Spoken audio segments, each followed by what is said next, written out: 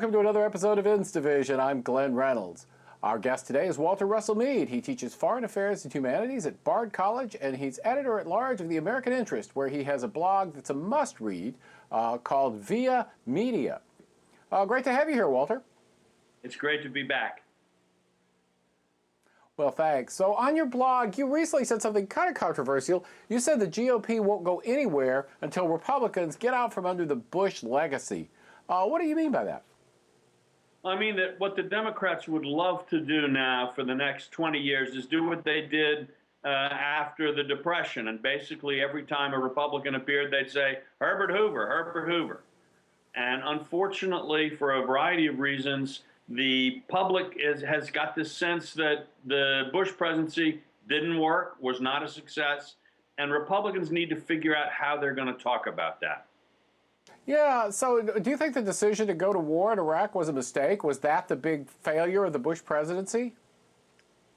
Look, I think my guess is that if Bush knew now what he did then, he probably wouldn't have gone to war in Iraq because the weapons of mass destruction weren't there, or rather, he would have done things in a different way. It's not, I think, so much simply the invasion itself, but there was that long period when it wasn't clear why we were there, what we were doing, how it was working. The surge, when it came, was terrific. I backed the surge. And all during the war in Iraq, I kept saying to the people who said, oh, it's all is lost. It's the end of everything. There's no way we can pull out of this. I said, no, there are things we can do. It's not over. But it took a very long time for the administration to figure out how we were going to win that war, and also I think it was not very good at explaining to the American people what was happening. Yeah, they seemed to sort of lose their momentum almost as soon as Baghdad fell, and it took them quite a while to kind of get back on the horse. I'm not quite sure what was going on there. Well, since you're an expert in foreign affairs, say you could set the Wayback Machine to September 12, 2001. What would you tell Bush to do with the benefit of hindsight? Well, I would have said several things. One is this is going to be probably a long conflict. This is not something that started in a day, and it's not something you can just push a button and have it end. You've got to build bipartisan support, not only for just this emotional reaction at the beginning, but for the long haul. You've got to think hard about how do you build your international coalition. One thing I think a lot of people think that could have gone better would have been to try to bring more people into an effort as we did in World War I and World War II, bond drives and things like that. Get leading Democrats, leading actors and entertainers in that moment of national unity after September 11th on board and with ownership in what was going to be coming. I think that was something that was missed, that national unity that happened after September 11th. The administration didn't quite know how to build on that, and also I don't think they understood as clearly as they should have that it wasn't going to last. Well, on the other hand, aren't they being savaged now by an awful lot of politicians and, for that matter, pundits who quite loudly supported the invasion 10 years ago, and who sort of conveniently omit that now? And wouldn't these other people have just done the same thing? I mean, so they sold victory bonds in 2001. When the winds changed, wouldn't they have just shifted and pretended they'd never done it? Some of them would have. Some of them would have. But I think on the Iraq War, for example, if the weapons of mass destruction had been found, there would have been one political consequence of that. Or alternatively, if the kinds of strategies that ended up working at the time of the surge had been tried earlier. I think there are a lot of people who feel we spent 2 or 3 years in Iraq sort of wandering around in the desert without much of an idea what to do. Now, it's very easy to second guess and say, oh, you should have done, you should have done. And I don't, I'm actually not interested in going back and saying, okay, this was a success, this was a failure. Here they could have done better, here they couldn't have. That's a historical argument. My message really today, I think, is that we have to separate the historical argument over what Bush did and didn't do well from the political argument about what does the United States do now. And as long as those two arguments are joined at the hip, it's going to be hard for Republicans to be heard about the future. I think that's the key. Well, how is Obama doing now? I mean, I know in Afghanistan we've actually had more casualties under Obama than we had under Bush. He seems to somehow get a pass for that for the most part. What would account for that? And you think he's doing a better job in Afghanistan than Bush did, or than Bush did in Iraq? No. Look, I want to make really clear that in saying that Republicans need to get beyond the Bush legacy, I'm not trying to say everything Bush did was bad and everything Obama did was good. In fact, I think in Afghanistan, Obama's record has been very unsuccessful. He developed his own strategy. He was the one that ran, saying this is a war of necessity, and I know how to win it. He had a real free hand to put in his strategy. It clearly hasn't worked very well. But again, he's able to sort of defend himself to some degree by saying, well, I didn't start the war. But right now, you know, the media doesn't really want to criticize Obama. If McCain had won in 2008 and had done exactly what Obama has done in Afghanistan, we'd be hearing unremitting media criticism. And interestingly, now that Obama has been safely reelected in 2012, the media is starting to turn against his foreign policy as well. So you're seeing a lot of attacks on drone strikes. You're seeing more media concern about Guantanamo. There's a lot of sense now that the left that was quiet about Obama's foreign policy in the first 4 years is now going to begin to attack him.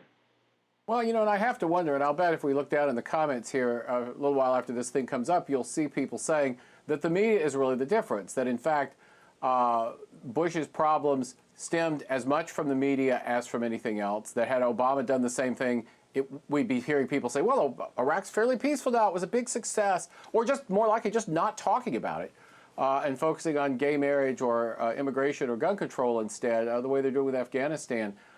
Is it really just a media bias problem? Or if it's not just a media bias problem, that's got to be a big component of it. And what should the Republicans do if they want to rebrand, bearing in mind that the press is 97% on the Democrat side and will happily cooperate in pointing at every single Republican and saying he's Herbert Hoover, or in this case, he's George Bush?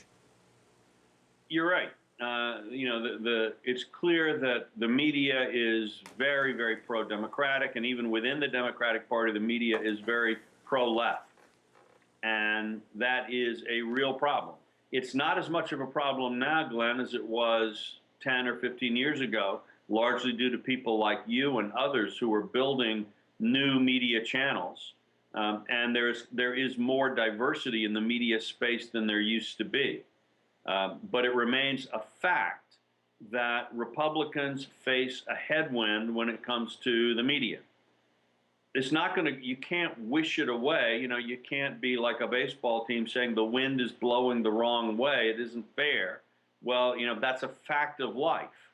And you can think about ways to change that over the longer run, trying to educate bring more young people who have different views into the media, building new media outlets, challenging bias, as people saw in this Gosnell case. The media was forced to take on something it didn't want to talk about. You and I have both blogged about that.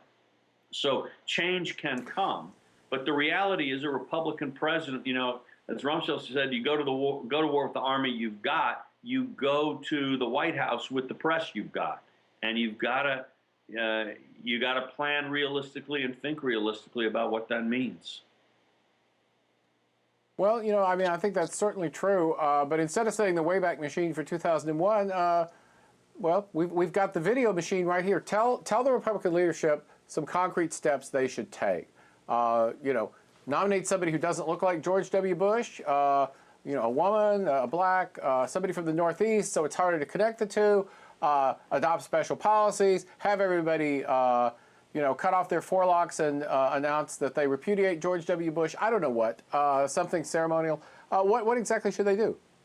I think the real key is actually to develop a discourse that's future-oriented, that's idea-focused rather than personality-focused. I think when you talk about things like the war on terror, which is certainly going to be with us for some time, You've also got to talk about lessons learned.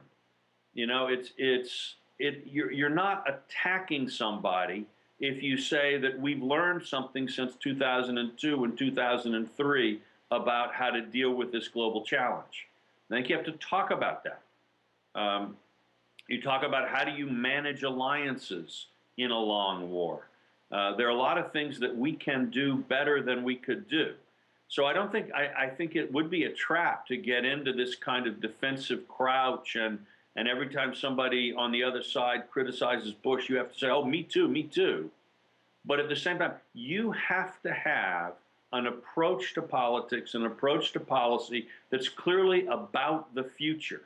And you don't get drawn into a debate about whether what happened in 2007 was the right thing or not. You say, here's where we are now. This is what has to happen today in order to make a better tomorrow. That, I think, is what you've got to do. The problem, I think, is there still are some people whose egos and whose maybe personal ambitions or whatever are still tied to that record of the last 8 years. And also there's some people who feel, with some justice in my view, that they've been treated unfairly and unfairly maligned.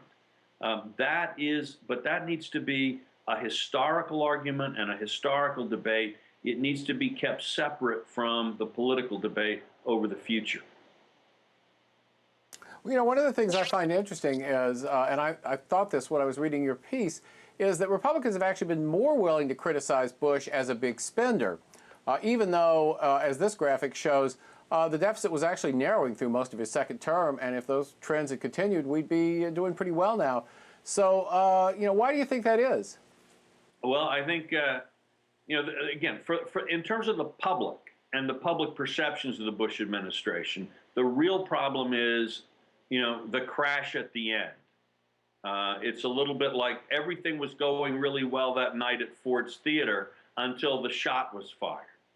And people don't, you know, the public opinion doesn't forget wars and it doesn't forget crashes. And as long as the association with the Bush administration is crash and war, which I think is going to be for a while, it doesn't help to say, well, you know, in 2006, things were really getting better. We need to talk about, and, you know, and to their credit, a number of Republicans are doing this, and there are a lot of people in the Bush administration who can say, look, we tried to make some changes in Fannie Mae and so on and so forth. Absolutely. And there are a lot of Democratic policies and politics got into the Fannie Mae and made a bad situation much worse. Well, and in fact, the Democrats all cheered when they defeated Bush's efforts to save Social Security in 2005, and they applauded in the halls of Congress when it failed to pass.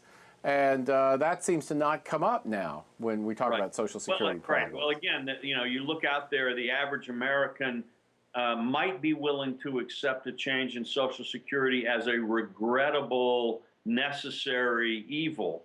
But there's not a lot of feeling of, oh, it will be like Christmas on the day they change Social Security. That may be the wrong feeling, but really a lot of people are small c conservative on that.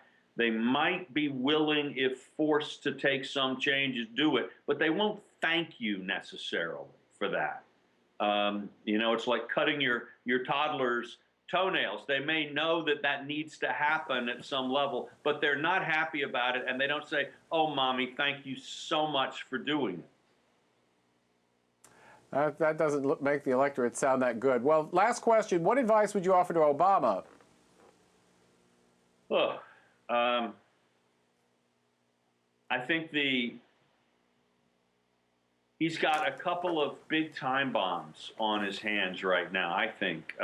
One is that I don't think the foreign policy matches his budget, and that his pivot to Asia was done at a time when he thought our concerns about the Middle East were diminishing. He kind of thought we could be cutting the military budget overall, even as we added to our strength in the Pacific, basically because we could wind down so much in the Middle East. Looks to me like that's not the case, and I think a lot of people in Washington are beginning to see that. So he's got, and at the same time, China has responded to the pivot by getting more aggressive in some ways. So in Asia and in the Middle East, he has a policy that doesn't match his budget, and he needs to think about it. That would be one. The other thing is I think he's got a real time bomb on his hands with the rollout of Obamacare. It does not seem to be that the law is making more friends as people discover what's in the bill. And that has the potential to be a defining catastrophe that the public will remember, just like it remembered the stock market crash of 1929, remembered the financial panic of 07, 08.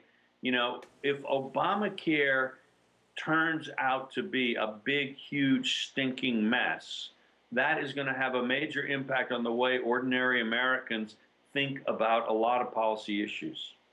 Well, we'll just stay tuned to see how it happens, and historians like you will evaluate it later on. Thanks so much for taking the time to talk with us. Good to see you always. Thanks very much.